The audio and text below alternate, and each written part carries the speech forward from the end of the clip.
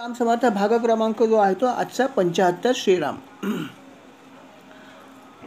आदितीला हे अर्थात सगळं समजलं होतंच की देवांचा पराजय झाला आहे. नवे देव पळून गेले आहेत. इतकंच नव्हे ते देव लपून बसले आहेत आणि सगळं जे राज्य आहे ते बलिराजाने पादाक्रांत केलेलं आहे. चराचराचं राज्य त्याच्या हातात आलं आहे आणि देव लपून बसलेले आहेत. अर्थात तिला खूपच दुःख होत होतं. दरम्यान हा जो बलिराजा होता त्याने अजून 100 अश्वमेध यज्ञ पण केले. अर्थात हे भृगु ऋषींनी त्याला सल्ला दिला. त्यामुळे त्याने 100 अश्वमेध यज्ञसुद्धा केला आणि 100 अश्वमेध यज्ञ जर पूर्ण झाले तर अर्थात इंद्र पदाचा तो लायक बनतो. इंद्रपद त्याला असंही मिळालं होतं, परंतु त्याच्यासाठी लागणारं पुण्यसुद्धा जे आहे ते भृगु ऋषींच्या आशीर्वादाने त्याने मिळवलं आणि तो अगदी निर्विवादपणे राजा बनला. स्वर्गलोकाचा सुद्धा आणि सगळ्या सुखांचा उपभोग घ्यायला लागला. हे सगळं इकडे चाललं होतं आणि तिकडे आदिती जी अर्थात देवांची आई होती. आईला आपल्या मुलाचं दुःख कसं बघवणार हो, आणि म्हणून तिला समजेना की काय करावं. आता माझे हे सगळे पुत्र लपून बसले, त्यांना कुठली मदत नाही आहे आणि आता काय करायचं तिला समजेना. तिला काय अन्न कोड लागेना. बरं सांगावं म्हणलं तर सांगणार कोणाला? आपल्या पतीलाच सांगणार पहिल्यांदा. पती म्हणजे अर्थात कश्यप मुनी. आणि कश्यप मुनी जे आहेत ते अर्थात तपश्चर्याला बसले होते. भगवान शंकरांसारखीच अवस्था. पार्वतीला कधी बोलायचं असेल तर भगवंत ध्यानस्थ बसलेले. आणि नेहमी पार्वतीला असाच प्रश्न पडायचा की माझ्या पतीची समाधी कधी उतरणार. आणि या ठिकाणी अशीच गंमत झाली होती की तिची इच्छा होती आपल्या पतीला सांगायची आपलं दुःख कश्यप मुनींना, परंतु कश्यप मुनी जे आहेत ते समाधीस्थ होते, समाधी लावून बसले होते. बऱ्याच दिवसांनी पण त्यांनी ती समाधी आहे ती अर्थात पूर्ण केली किंवा सोडली. त्यांनी समाधी अवस्था सोडली आणि मग आदिती म्हटली चला आता संधी आहे, काहीतरी करायचं असं तिच्या मनात आले आणि स्वतः मुनीच तिला भेटायला आले. त्यावेळेस ती बसली होती शांतपणे. जेव्हा तिने बघितले की अरे आपला पतीच आपल्याकडे आला, तिला तसा आनंद झाला नाही असं नाही. तिने त्यांचं स्वागत पण केलं विधीपूर्वक, जसं करायला पाहिजे तसं सगळं काही केलं. पण तरी तिच्या चेहऱ्यावरती जी उदासीनता होती ती अर्थात मुनीला जाणवली. आणि म्हणून मुली तिला म्हणाले की बाई ग, तू सगळा माझा सत्कार करतेस हे सगळं ठीक आहे, परंतु तुझ्या चेहऱ्यावरची उदासीनता बघून मला असं वाटतं काहीतरी गडबड झालेली आहे. काय झाली मला माहीत नाही. काय घडलं सांगशील का? कदाचित तुझ्या हातून एखादी चुकीची गोष्ट तर घडली नाही ना? जसं अनेक गोष्टी अशा असतात की ज्या केलेल्या करणं जरूर असते पण कधी कधी होत नाहीत. जसं त्याने उदाहरण दिलं की तू तर गृहस्थाश्रम आहेस, गृहस्थाश्रमाचा धर्म सगळा तू पाळत पाळशील, प्रश्नच नाही आहे. परंतु असं कधी झालं का चुकून की तुझ्याकडे कोणी अतिथी आले आणि त्यावेळेस तू तुझं गृहकर्तव्य करण्यामध्ये दक्ष आहेस आणि त्याच्यामुळे तुला कदाचित समजलंच नाही की अतिथी आलेत आणि मग तू त्यांचा सन्मान न करताच ते परत गेले, असं तर झालं नाही ना? किंवा असंही घडलं नाही ना की ते आले आणि तू आल्यास त्यांना जसं आपण फुटवतो कुठल्या व्यक्तीला एखाद्या, तोंड देखलं या बस आपण म्हणत नाही, बाहेरच्या बाहेर कलियुग आहे अर्थात परंतु असं घडतं.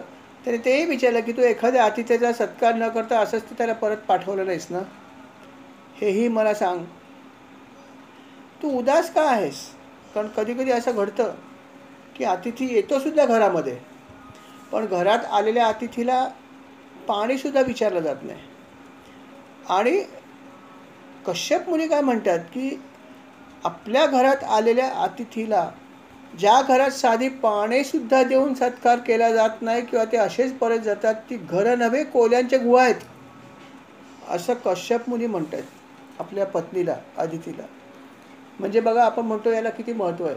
अर्थात त्यांना असंही म्हणायचं नाही की कोणी अनोळखी व्यक्तीला, पण जेव्हा एखादी व्यक्ती तुमच्या घरात येते आणि जेव्हा तुम्ही तिला या म्हणून म्हणता, असं तर कोणी पटकन येणार नाही, पण आली तरी ती व्यक्ती विचारेल काय काम आहे सांगेल, तेव्हाच आपण तिला आत या म्हणून. आता आपण दरवाजातून त्याला वासलात लावतोच, ते बरोबर पण आहे, परंतु जर एखादी व्यक्ती जर आली आणि जर तुम्हाला वाटलं तिला घरात घ्यावं, तर मग घरात घेतलं असेल तर तिला निदान पाणी तरी विचारलं पाहिजे की. परंतु असं खूप वेळा होतं की त्याला आपण पाणीसुद्धा विचारत नाही की बाबा तू इतका प्रवास करून आला आहेस, चहा ना सही पण पाणी तरी विचारायला पाहिजे. पण कधी कधी असं होत नाही. म्हणून त्यांनी असं म्हटलं की ज्या घरामध्ये अतिथी आलाय, आलेल्यानंतर अगोदरचा भाग नाही, जर कोणी आत आला असेल तर निदान पाणी तरी देऊन त्याला विचारलं गेलं पाहिजे. पण असे सुद्धा जर आपण करत नसाल तर ते घर नव्हे कोल्ह्यांच्या गुहा झाल्या, असं ऋषी म्हणतात कश्यप मुनी आपल्या पत्नीला. त्याच्यानंतर ते म्हणाले हे तर घडलं असेल कधी तरी सांग, मला हरकत नाही. किंवा अजून एखादी अशी कुठली गोष्ट घडली आहे का की जी तुझ्यातून व्हायला पाहिजे पण ती घडली नाही. जसं अतिथींचं स्वागत करायला पाहिजे, हे गोष्ट बरोबरच आहे. त्याच्या जोडीला जे भिक्षुक येतात, संन्यासी येतात, त्यांनासुद्धा भिक्षा द्यायला पाहिजे. कारण ही जी लोकं आहेत हे फक्त आपल्यावरच अवलंबून आहेत. लक्षात ठेवा, जी लोकं गृहस्थाश्रमी आहेत त्यांच्यावरच त्यांचं सगळं अवलंबन आहे. आणि म्हणून अशा लोकांनासुद्धा आपण दानधर्म केला पाहिजे. आपण आपला शहाणपणा दाखवायला नाही पाहिजे की काय तुला हातपाय धड आहेत तर का तू त्याला काम करत नाहीस, असं वगैरे म्हणणं चुकीचं आहे. कारण जर त्यांनी संन्यास आश्रम घेतला असेल तर तो हे करू शकत नाही. आणि म्हणून तुम्ही जर त्याला असं म्हणलात तर चालणार नाही ते. आणि म्हणून ते म्हणत आहेत की असं तर कधी घडलं नाही ना की एखादा संन्यस्त मनुष्य किंवा भिक्षुक जर तुझ्याकडे आला असेल आणि जर त्याची तू हेळसांड केली असेल तर तेही पापच आहे. आणि असं जर घडलं तरी मग नंतर आपल्याला चुटपुट लागते की अरे काय केलं आपण, चुकीचं केलं. असं तर तुझं घडलं नाही आहे ना, असं ते प्रश्न विचारत आहेत. अगदी व्यवहारामध्ये असं घडतं तसंच आहे. असं आपल्या घरातले प्रिय व्यक्ती जे आपल्याशी बोलत नाही, थोडा अबोलायचं ठेवते, ते आपण म्हणतो अरे काय झालं बाबा, सांग तरी काय आहे, कशामुळे बोलत नाही आहेस, असं आपण म्हणतो. तसंच हे करतात. ती फक्त बसून आहे, स्वागत केलं आहे, परंतु त्यांना हे लक्षात येते की काहीतरी गडबड आहे. तेव्हा ते खोदून खोदून विचारतात की ह्यातली कुठली गोष्ट अशी घडली आहे की ज्यामुळे तू उदास आहेस.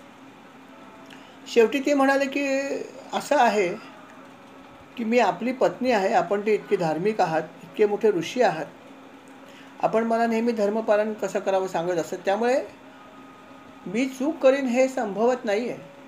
मी कुठलाही अधर्म केलेला नाही. तेव्हा असं काही घडलेलं नाही आहे. पण अशा पण काही गोष्टी घडल्या आहेत की ज्या घडल्यामुळे मला प्रचंड दुःख पण झालं आहे. आणि ती गोष्ट म्हणजे अर्थात माझ्या पुत्रांच्या राहण्याच्या जागा कोणीतरी शत्रूंनी हिरावून घेतल्या आहेत, त्यांची संपत्ती हिरावून घेतली आणि ते आता परागंदा झालेत. मग आता मला सांगा की अशा वेळेस काय करावं एका आईने. मी त्यांची आई आहे त्या अभागी लोकांची, आणि ते देव आहेत. आणि माझ्या मुलांची ही अवस्था झाली, आणि ही अवस्था अर्थात दैत्यांनी केलेली आहे. जे आज बलिष्ठ आहेत त्यांनी माझ्या मुलांकडून सगळ्या गोष्टी हिरावून घेतल्या, धनसंपत्तीच नव्हे तर जागा पण घेतली. आता ते बिचारे पराकंद झाले. तर आता मला सांगा, असं जेव्हा एखाद्या आईच्या मुलाला होतं तेव्हा आईला किती दुःख होत असेल. आणि म्हणून मला खूप दुःख झालं, आणि हेच माझ्या दुःखाचं कारण आहे. हे दुःखाचा महासागर माझ्यावर कोसळला आहे. आता मला सांगा, मला दुःख होईल की नाही. आणि याच्यासाठी उपाय मी कोणाला मागणार, कोणाला सांगणार, माझ्या पतीलाच पहिले सांगणार ना.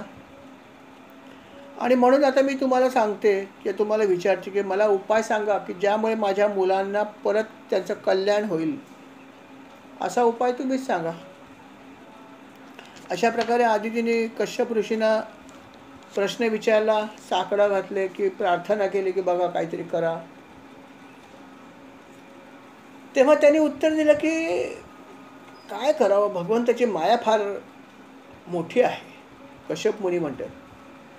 ते म्हणाले की अशी गोष्ट आहे की सगळ्या उपायांवर एकच उपाय आहे, सगळ्या गोष्टीचा एकच उपाय, तो म्हणजे भगवंताची उपासना करणं.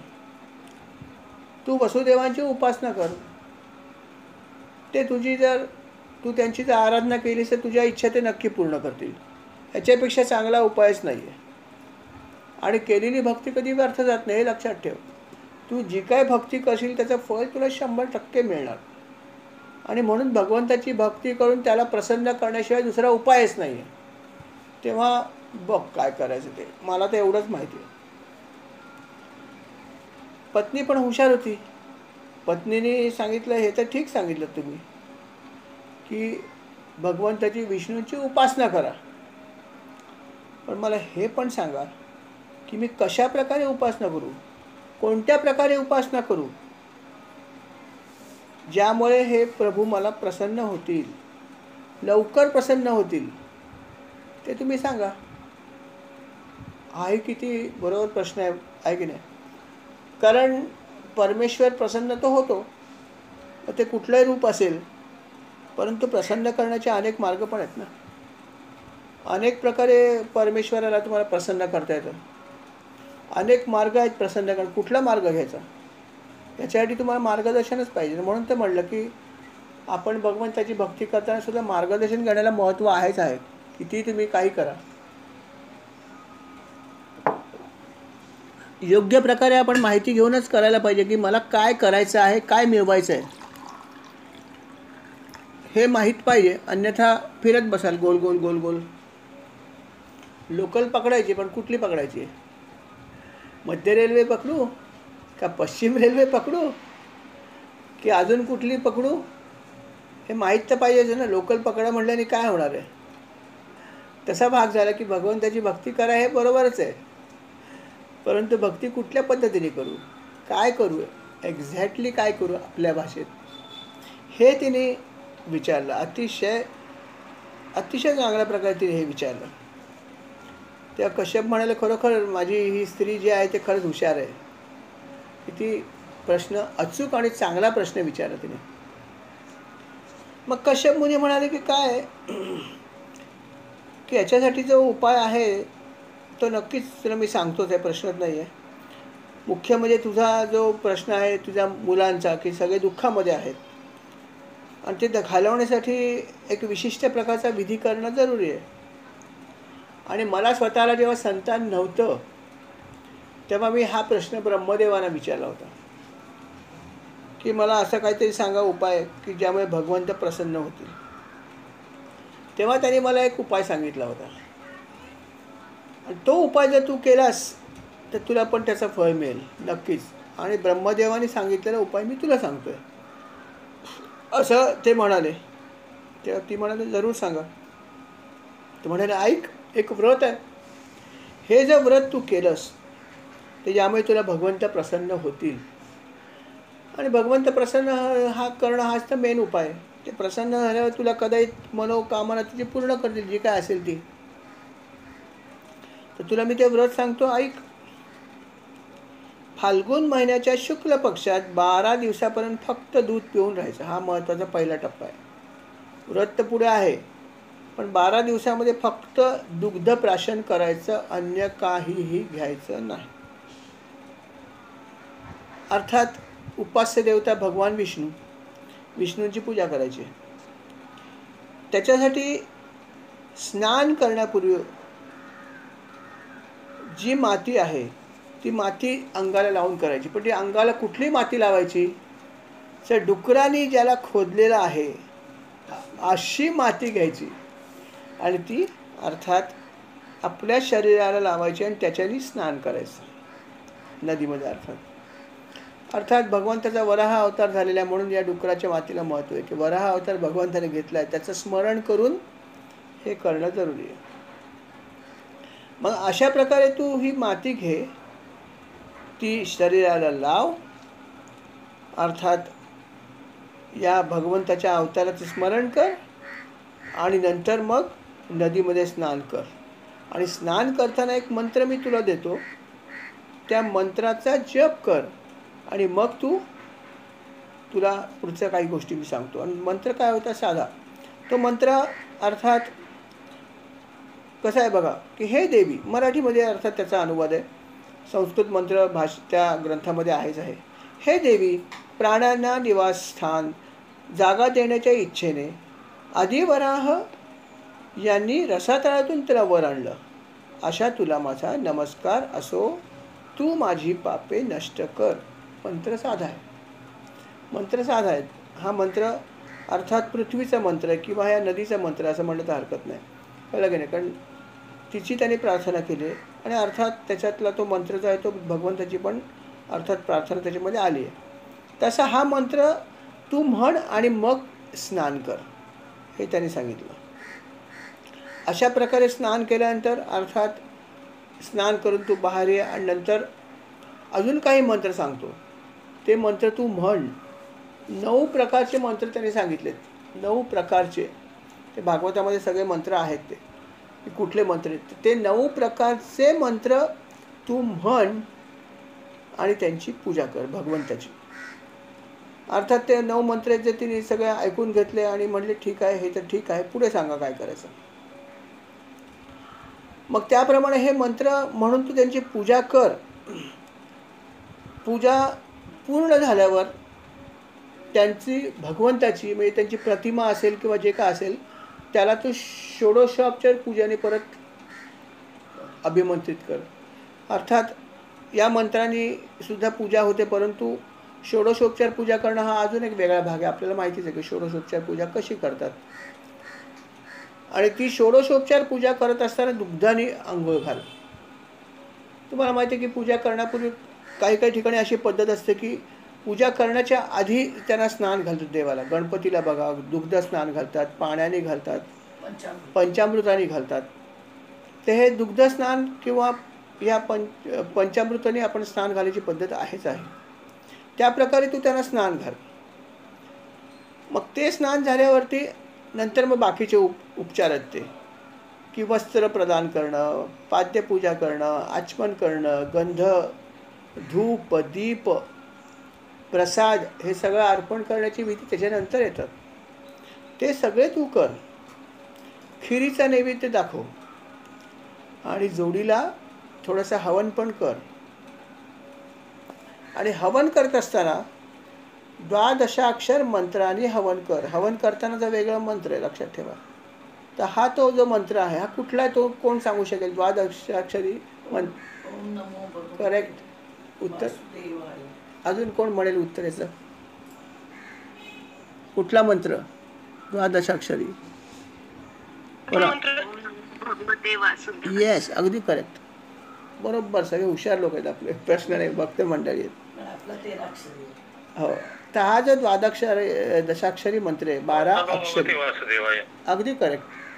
करेक्ट श्रीराम केळकर साहेब बरोबर. तर हा जो मंत्र आहे 12 अक्षरी या मंत्राचा अर्थात जप करायचा आहे. हे सगळं पूजा करत असताना आणि किती करायचं तर किमान 108 म्हणजे 1 माळ तरी किमान करावा. जास्त केला तर चांगला पण किमान 1 माळ तरी हा जप करावा.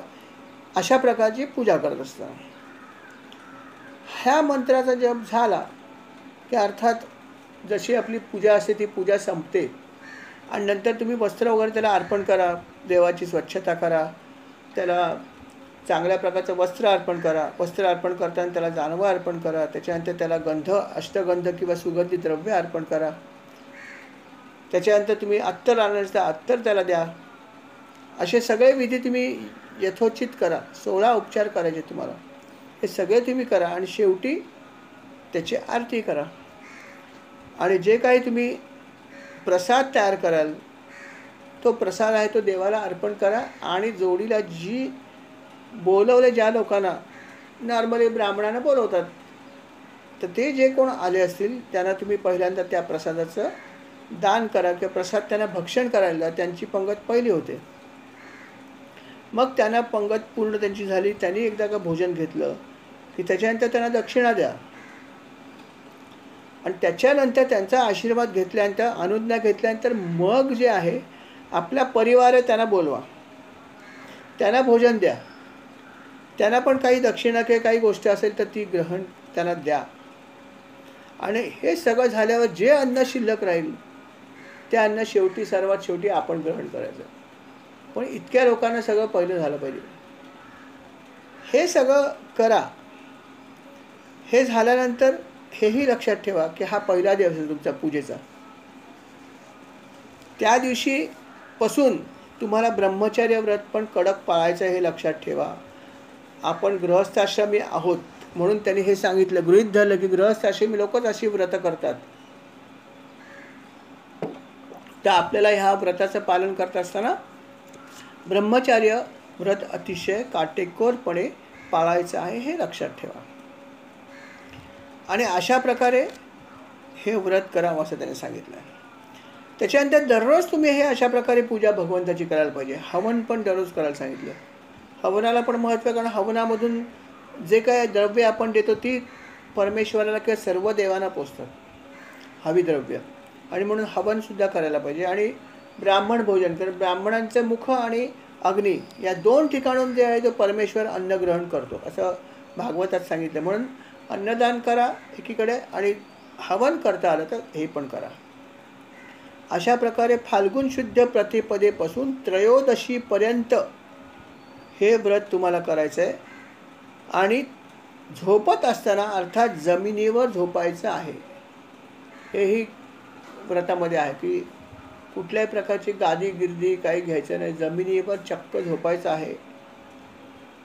आणि दिवसात 3 वेळा स्नान केलं पाहिजे, सकाळ दुपार आणि संध्याकाळ 3 वेळा स्नान करायला पाहिजे. हे तर सगळं झालंच झालं, पण त्याच्या जोडीला अजून काही गोष्टी सांगितल्या आहेत.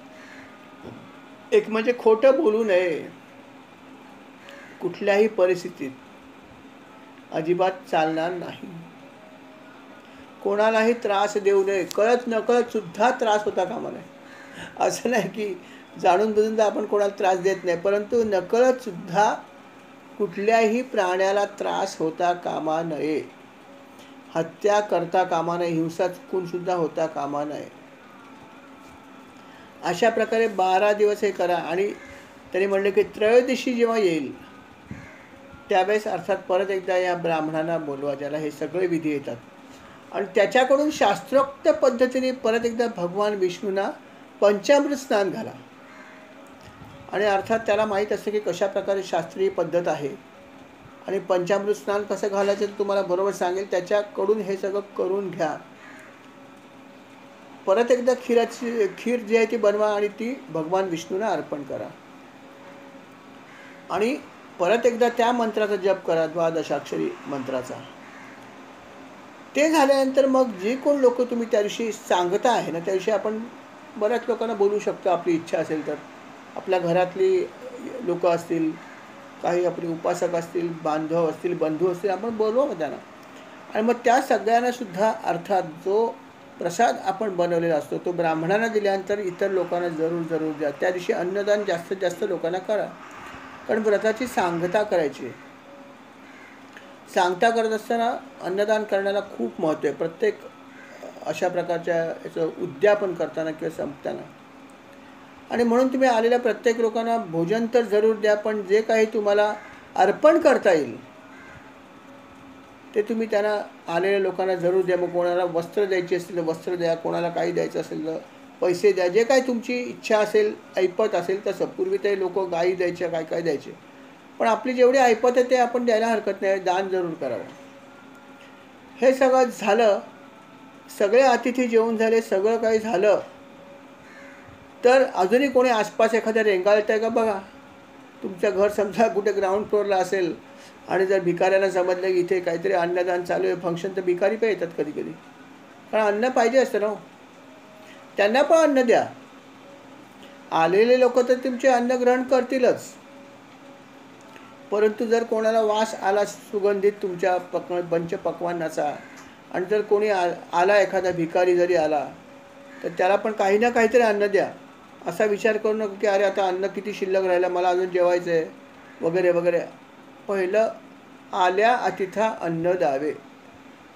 महाराजांनी किती छान उपदेश केला नाही का. आल्या अतिथा अन्न द्यावे, रामनाम दृढ घ्यावे. पहिला अतिथीला द्यावा. अतिथी देवामध्ये भिकारी असला तरी हरकत नाही, भिकारीच्या रूपात सुद्धा भगवंत येऊ शकतो, लक्षात ठेवा. काय भरू शकते सांगू शकत नाही. आणि म्हणून जे काय आपल्याकडे असेल थोडं तरी त्याला द्यावं, की बाबा हा घे, एक केळ घे, पण घे काहीतरी.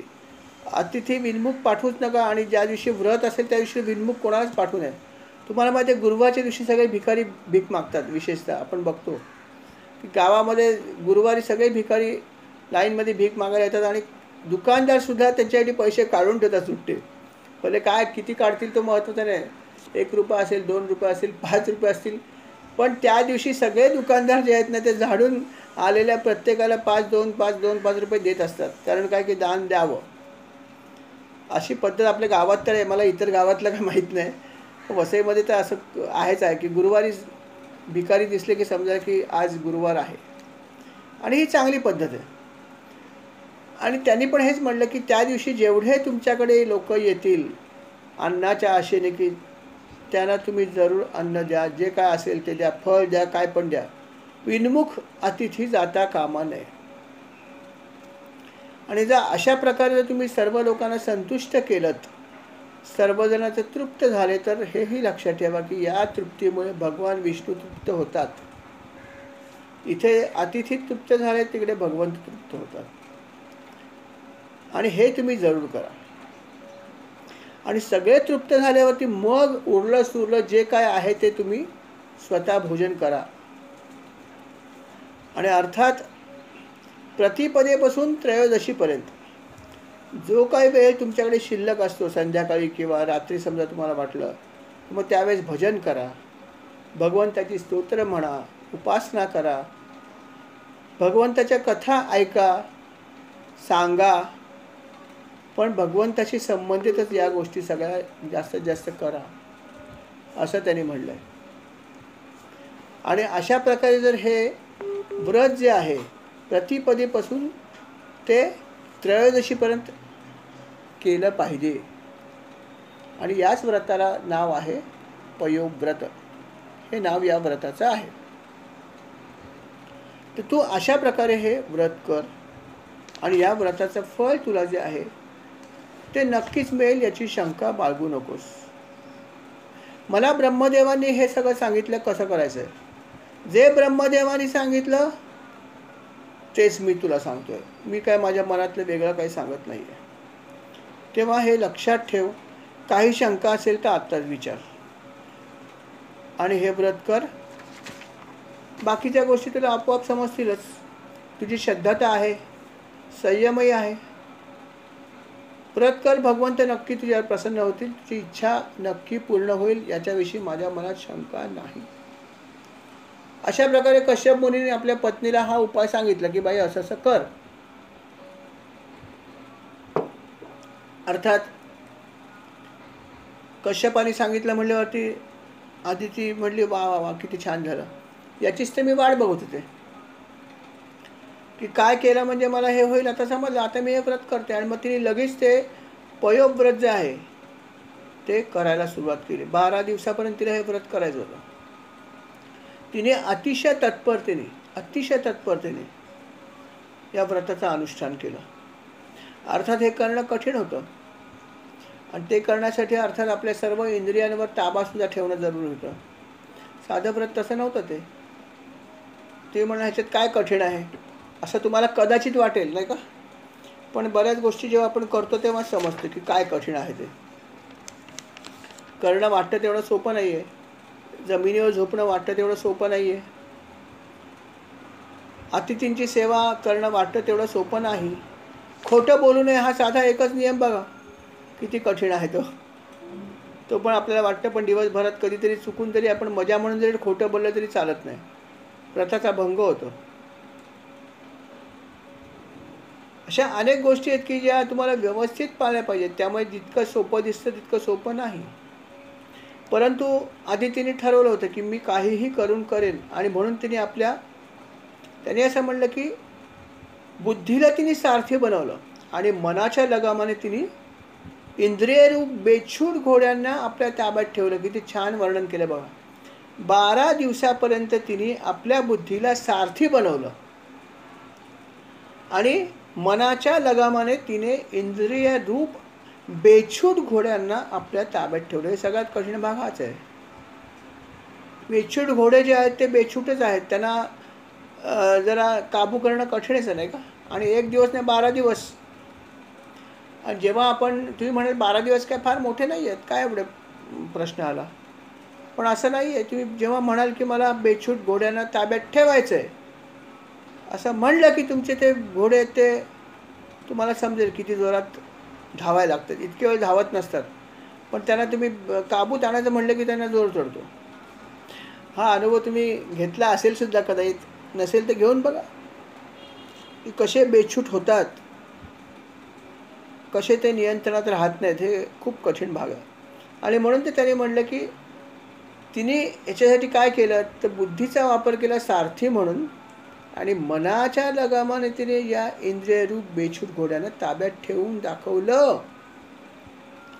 आणि जर तुम्ही इंद्रियांवर जर नियंत्रण मिळवलं तर पुढचा भाग आपोआप होईल. पुढे त्यांनी काय सांगितलं की व्रत करताना एकाग्रतेने भगवंताचं चिंतन करा. एकाग्रता तेव्हाच होते जेव्हा या आमच्या बेछूट इंद्रियांना काही अंशी आम्ही नियंत्रणात आणतो. काही अंशीच म्हणतो मी तर, संपूर्ण आपण नियंत्रण नाही करू शकत इतकं काय, तरी पण बऱ्यापैकी आपलं नियंत्रण जेव्हा होतं तेव्हा भक्ती होते, नाही का? पण अशा प्रकारे जेव्हा आपण काही अंशी त्याला मनाला संयमाने धरून ठेवतो आपल्या इंद्रियांना, तेव्हा ही भक्ती थोडीफार घडते आणि थोडी एकाग्रता तेव्हा निर्माण होते. आणि तिने अर्थात संपूर्ण नियंत्रण ठेवलं होतं आणि अतिशय एकाग्रतेने तिने हे व्रत केलं. 12 दिवस संपूर्ण व्रत जसं सांगितलं तसं तिने ते केलं अनुष्ठान. आणि जेव्हा हे व्रत पूर्ण झालं तर अर्थात इतक्या चांगल्याप्रमाणे हे व्रत केल्यामुळे भगवंत तिच्यावर प्रसन्न झाले. आणि भगवंत प्रसन्न झाल्यावर त्याने आपलं सगुण साकार रूप तिच्यासमोर जे आहे ते प्रगट केलं. तिला स्वतःला असं वाटलंही नव्हतं की भगवंत स्वतः अशा प्रकारे दर्शन देतील. ती व्रत करण्यामध्ये इतकी मशगूल होती, इतकी रमून गेली होती की तिला समजलंच नाही की भगवंत प्रसन्न झालेत आणि प्रगट झालेत. जेव्हा तिला लक्षात आलं की भगवंत सगुण साकार रूपामध्ये तिथे प्रगट झालेत, तिने बघितलं भगवंताकडे आणि अर्थात देहभान विसरली. तिने अर्थात भगवंताच्या चरणावर लोळण घातली, साष्टांग नमस्कार घातला, चरणावर लोळत राहिली. तिला काय करावं समजेना की प्रत्यक्ष भगवंत सगुण साकार रूप आपल्याला दाखवतील हे तिला वाटलंच नाही. आणि अर्थात त्यांच्या चरणावरती पडून राहिली. डोळ्यामध्ये अर्थात अश्रूंची धार लागली होती. मुखाने काहीच बोलता येत नव्हतं. संपूर्ण शरीर तिचं कापत होतं आनंदाने. डोळ्यातून अश्रू येत होते, कंठ दाटून आला होता, सर्व शरीर पुलकित झालं होतं. आनंद ते इतका झाला होता की काय करावं. त्या आनंदाने सुद्धा तिच्या शरीराला कंप सुटला होता. भीतीने सुद्धा कंप सुटतो आणि आनंदाने पण कंप सुटतो. दोन्ही क्रिया कंप सुटण्याच्यात पण फरक किती आहे बघा. भीतीने कंप सुटतो तेव्हा घाम पण फुटतो कधी कधी, आणि आनंदाने कंप फुटतो तेव्हा काय होत असेल, तो आनंद काय असेल विचार करा. अवर्णनीय आनंद. आणि अशा आनंदामध्ये ती फक्त भगवंताच्या त्या रूपाकडे बघत राहिली कितीतरी वेळ. काय बोलावं काही सुचत नव्हतं. फक्त भगवंताचा सगुण साकार रूप ती बघत होती, बाकी काही करत नव्हती. नंतर हळूहळू हळूहळू तिला या गोष्टीचं भान आलं.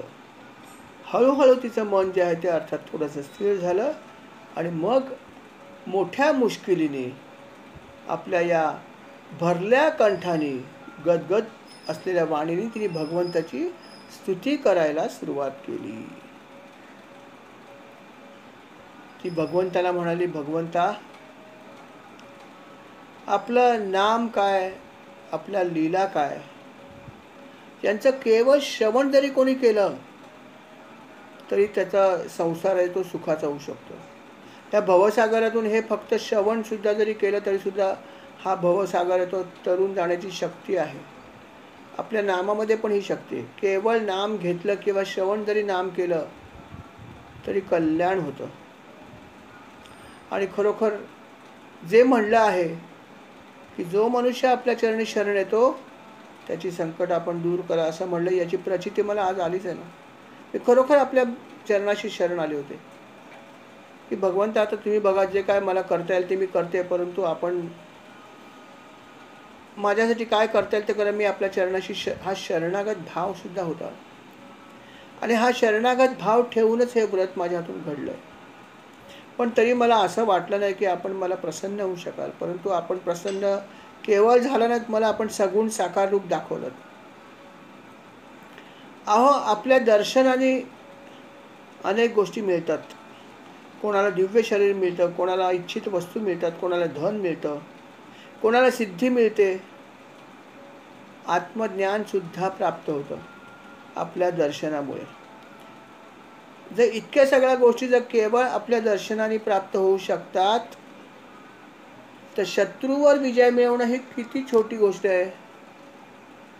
ही तर सहज मिळू शकेल, याच्याविषयी माझ्या मनात शंकाच नाही.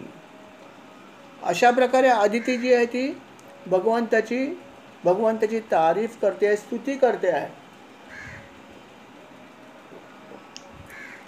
तिच्याकडे शब्द नव्हते, तिने अशा प्रकारे स्तुती केली आणि परत एकदा भगवंताच्या चरणाशी ती लीन होऊन बसली.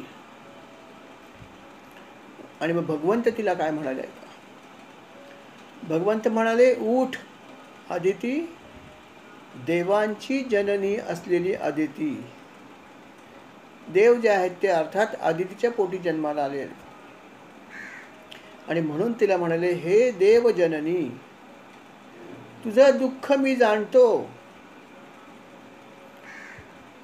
तुझ्या शत्रूंनी तुझ्या पुत्रांची सगळी संपत्ती हिसकावून घेतली आहे. त्यांना त्यांच्या राहण्याच्या ठिकाणातून हाकलून लावलं आहे. आणि अर्थात त्यामुळे तुला दुःख आहे.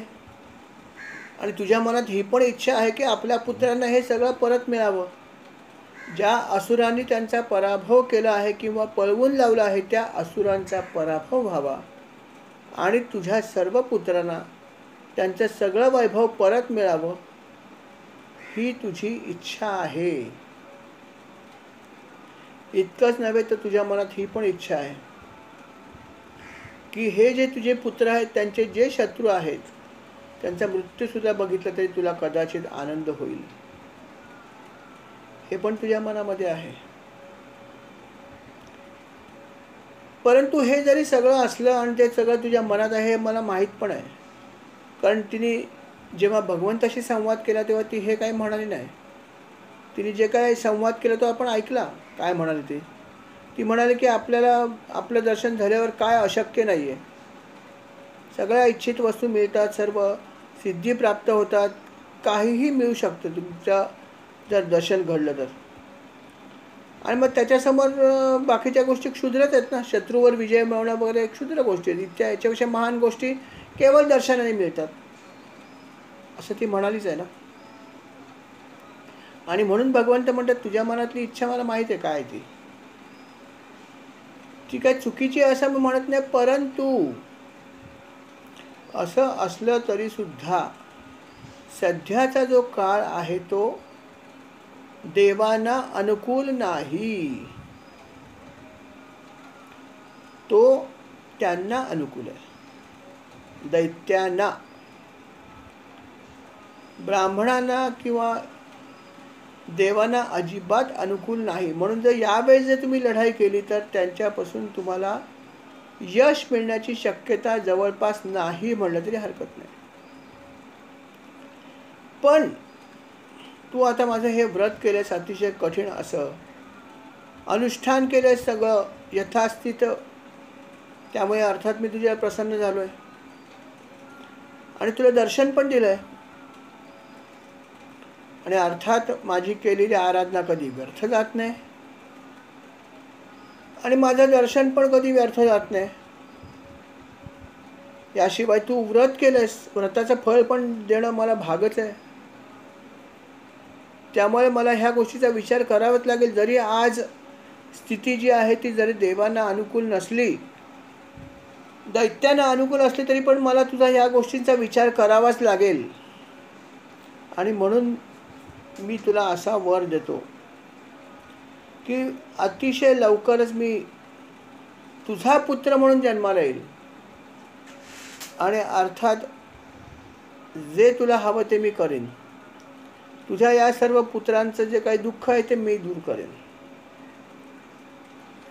आणि अर्थात ह्याच्यासाठी मला तुझ्या पोटी जन्म घ्यावा लागेल किंवा मी तुझ्याकडे प्रगट होईन असं म्हणलं तरी हरकत नाही. पण तूच माझी आई अशी.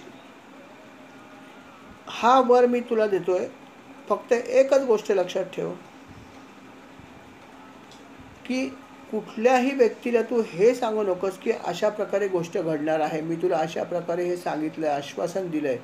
हे कोणालाही सांगू नको. हे रहस्य जे आहे ते जितकं गुप्त राहील तितकं त्याचं फळ जास्त आहे. तेव्हा हे फक्त तुझ्यात आणि माझ्यातच ठेव. फक्त कश्यप मुनीनं अर्थात सांगायला हरकत नाही, तुझे पतीच आहे. पण अन्यथा या बाबतीत तुला गुप्तता बाळगायची आहे, हे लक्षात ठेव. भगवंताने अशा प्रकारे तिला हे सगळं आश्वासन दिलं आणि ते स्वतः अंतर्धान पावले.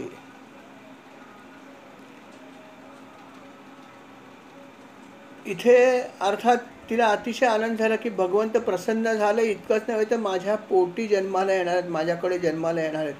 काय माझं भाग्य आहे की आपल्या या ठिकाणी जन्म भगवंताचा होणार आहे. म्हणजे ह्याच्यासारखं पुण्यच नाही. अतिशय दुर्मिळ गोष्ट आहे भगवंताचा अवतार होणं म्हणजे. आणि अर्थात हे सगळं घडण्याचं कारण माझे पतीच आहेत ना. माझ्या पतींनी जे काय मला सांगितलं, मार्गदर्शन केलं, आणि अर्थात त्यांचा आशीर्वाद पण मोठेच ऋषी आहेत. त्यामुळे अर्थात मला पतीनाच पतीची भक्ती करायला पाहिजे आणि भक्ती होतेच. आणि मग अर्थात भगवान कश्यपाची ती सेवा करत राहिली. यथावकाश कश्यपानं एक दिवस जाणवलं की भगवंताचा अंश माझ्या शरीरात प्रवेश करतोय, म्हणजे कश्यप मुनींच्या. आणि अर्थात भगवंताने कश्यप मुनींच्या शरीरात प्रवेश केला हे जसं त्यांना जाणवलं. आणि त्याच्यानंतर अर्थात यथावकाश तोच अंश जो आहे तो आदितीच्या गर्भामध्ये पण अर्थात प्रविष्ट झाला. आणि अशा प्रकारे आदिती जी आहे ती गर्भवासी झाली आणि अर्थात गर्भामध्ये भगवंत स्वतः आले होते. आणि अर्थात हे कश्यप मुनीने आणि आदितीला माहीत होतं, परंतु बाकी कोणालाही त्यांनी सांगितलं नाही. कारण भगवंतानीच अट घातली होती की या गोष्टी जी आहेत त्याची गुप्तता तुला जितकी जास्त बाळगशील तितकं जास्त तुला यश मिळेल. आणि म्हणून तिने कोणालाही सांगितलं नाही. तरी पण अर्थात ब्रह्मदेवांना ही गोष्ट समजणं क्रमप्राप्तच होतं. कारण ब्रह्मदेवाने मुळात हे व्रत कसं करायचं हे कश्यप मुनीला सांगितलं होतं. आणि कश्यप मुनीने ते व्रत आपल्या पत्नीला सांगितलं, आदितीला. त्यावेळी ब्रह्मदेव तर जाणतेच होते. ब्रह्मदेवांना हे समजलं होतं की अशा प्रकारचं व्रत जे आहे ते कश्यपाने आपल्या पत्नीला करायला सांगितलं आहे. आणि त्याच्या पुढे जाऊन पण त्याला हेही समजलं होतं की ते व्रत तिने पूर्ण केलं आहे आणि आता भगवंतानी जे आहे ते तिच्या उदरामध्ये प्रवेश केला आहे. आणि जेव्हा ब्रह्मदेवाने हे समजलं तेव्हा ब्रह्मदेव अतिशय आनंदित झाले. ते त्या ठिकाणी आले आणि उदरामध्ये असलेल्या भगवंताचीच त्यांनी स्तुती करायला सुरुवात केली. नमस्कार केला त्यांनी आणि भगवंताला म्हणाले, भगवंता खरंच किती त्रास घेतोय सर्वांसाठी. कितीतरी अवतार तू धारण करतोयस, पुढे भविष्यात पण घेणार आहेस. खरोखर या चराचराला अनेक संकट आजपर्यंत आली, पण त्या सगळ्या संकटातून तूच हरण केलेस. संकटातून तूच बाहेर काढलेस वेगवेगळे अवतार ग्रहण करून. आणि आज पण परत एकदा तू हा अवतार ग्रहण केलायस. आज तू गर्भस्थ आहेस. खरोखर आपल्या चरणांना माझा नमस्कार असो. आपलं वर्णन तर कोणीच करू शकत नाही. आपली लीला अवर्णनीय आहे. या जगामध्ये आपली जी लीला आहे, जी माया आहे, तिचं कोणी वर्णन करू शकलेलं नाही. तर मी तरी काय करणार, असं ब्रह्मदेव म्हणतात. म्हटल्यावर बाकीच्यांचं सोडूनच द्या. ते ब्रह्मदेवाला असं वाटतं की मला तुमचं काही वर्णन करता येत नाही, तर बाकीचे आपण काय त्यांचं वर्णन करणार, बरोबर की नाही, असं ब्रह्मदेव म्हणतात. आणि अशा प्रकारे जे ते ब्रह्मदेवाने त्यांची स्तुती केली, भरपूर स्तुती केली. हे सगळं जेव्हा ब्रह्मदेव करत होते त्यावेळेस ब्रह्मदेवांच्या स्तुतीने भगवंत परत एकदा प्रसन्न झाले आणि त्यांनी आदितीच्या समोर परत एकदा ते प्रत्यक्ष तरी रूप धारण केलं. आणि अर्थात ब्रह्मदेव तिथे होतेच होते. ब्रह्मदेवांना परत एकदा त्यांनी दर्शन दिलं आणि आदितीला पण घडलं दर्शन. किती नशिबान बघा की 2 वेळा भगवंताचं दर्शन घडलं. नेहमीसारखंच तरी त्यांचं सगुण साकार रूप धारण केलं होतं आणि त्या रूपामध्ये ते प्रगट झाले होते नेहमीसारखेच. शंख चक्र गदा पद्म धारण करून ते रूप त्यांनी दाखवलं होतं. सगळी चिन्ह तिथे उपस्थित होती.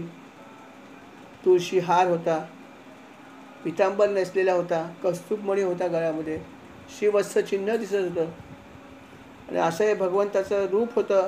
हातामध्ये सगळी आयुधं होती चारी हातामध्ये.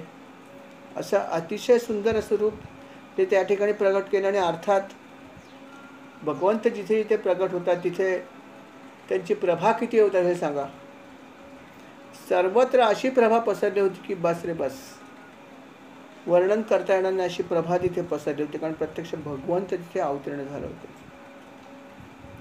सगळ्या दिशा प्रसन्न झाले होते कारण भगवंताचं असं रूप सगळ्या चराचराला दिसत होतं. जसं आपण काकड आरतीमध्ये म्हणतो, चराचर मोहिले तुझे मूर्ती पहायला. भगवंताची प्रभाच अशी होती. कोण दरेसे तेज प्रभा झालीचे एक, नित्य नवा आनंद ओवाळिता श्रीमुख. काय सुंदर काकड आरती हो. भगवंताची काकड आरती इतकी सुंदर आहे. कृष्णाची जी आरती केली आहे ना, इतकं सुंदर वर्णन केलं की ते वर्णन आणि त्याचा अर्थ ऐकताना आपण खरंच गुंग होऊन जातो. भगवंत डोळ्यासमोर येतो. काय भगवंताचं रूप होतं. आणि तेच रूप इथे त्यांनी वर्णन केलं की उजळले दाही दिशा तेणे गगना आलीच शोभा. हेच भागवतात पण त्यांनी म्हणलंय. फक्त त्यांनी प्रोजमध्ये म्हणलंय आणि तिकडे पोएट्री आहे, एवढाच फरक आहे. असंच वर्णन आहे काकड आरतीमध्ये. आणि अशा प्रकारे अर्थात भगवंतांनी प्रत्यक्ष ब्रह्मदेवाला दर्शन दिलं आणि अर्थात त्याच्या पत्नीला कश्यपांच्या सुद्धा दिलं. अशा प्रकारे भगवंतांनी दर्शन दिले आणि परत एकदा ते अदृश्य झाले. त्याच्यानंतर भगवंत जे आहे ते जन्माला जेव्हा आले त्यावेळेची तिथी होती. त्या तिथीला विजया द्वादशी असं म्हणतात. हे रूप जेव्हा धारण केलं, वामन रूप आहे. वामन अवतार जेव्हा भगवंतांनी धारण केलं तेव्हा विजया द्वादशी असं त्या दिवसाला म्हणतात. आणि ह्या दिवशी तो अर्थात भगवंत जे आहेत ते प्रगट झाले. आणि अर्थात भगवंत प्रगट झाले आणि चराचराला आनंद झाला. कारण बलिराजाचा जे काही आहे, जे काय करायचं ते हे भगवंतच करणार होते आणि तेवढ्यासाठी अवतार धारण केलं होतं. आणि म्हणून सगळे चराचर प्रसन्न झाले. सगळ्या देवता, सगळे मुनी, सगळे ऋषी, सगळे किन्नर, सगळ्या अप्सरा सगळे प्रसन्न झाले. नाचायला लागले, गायला लागले. पुष्पवृष्टी केली त्यांनी अदितीच्या आश्रमावर. आणि अशा प्रकारे भगवंताचं स्वागत सगळ्यांनी केलं. कश्यप मुनी सुद्धा अर्थात खूप आनंदित झाले की चला, मी सांगितलं तरी काय झालं, करणं हा तर भाग वेगळाच आहे ना. उपदेश काही केलं तरी उपदेशावर काम कोण करणार आहोत. महाराजांनी काही सांगितलं ते उपदेश तरी पण तो आम्ही ऐकून इम्प्लिमेंट करणं हा आमचा भाग आहे ना. तो कठीणच असतो ना.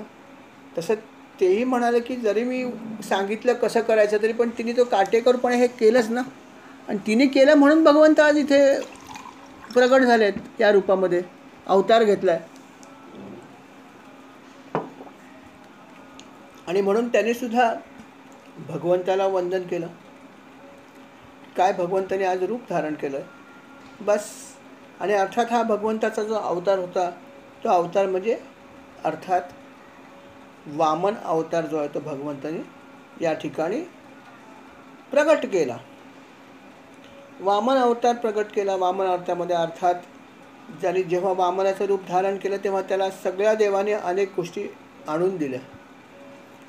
त्याच्यामध्ये सूर्याने स्वतः गायत्री मंत्र दिला. कारण बटू जो असतो, बटूला पहिला मंत्र कुठला शिकायचा असतो तर गायत्री मंत्र असतो. तर गायत्री मंत्र म्हणजे सूर्याचा मंत्र. सूर्याच्या मंत्राचा उपदेश करायला प्रत्यक्ष सूर्यच खाली आला. आता काय म्हणायचं, ज्या देवतेचा मंत्र आहे जो गुरूंकडून आपण ग्रहण करतो तो मंत्र देण्यासाठी प्रत्यक्ष ती देवता खाली येते म्हणजे काय झालं, अजून काय पाहिजे विचार करा. आणि प्रत्यक्ष सूर्यनारायण भगवान आहेत ते खाली आले आणि त्यांनी गायत्री मंत्राचा उपदेश केला. देवांचे गुरु बृहस्पती त्यांनी यज्ञोपवीत आणून दिलं. काय बघा कुठल्या लेवलचं सगळं चालू आहे बघा. देवांच्या गुरूंनी यज्ञोपवीत आणून दिलं, कश्यप मुनीने मेखला आणून दिली, पृथ्वीने कृष्णजीन दिलं बसायसाठी. त्याच्यानंतर वनांचा स्वामी म्हणजे चंद्र, त्यांनी दंड आणून दिला.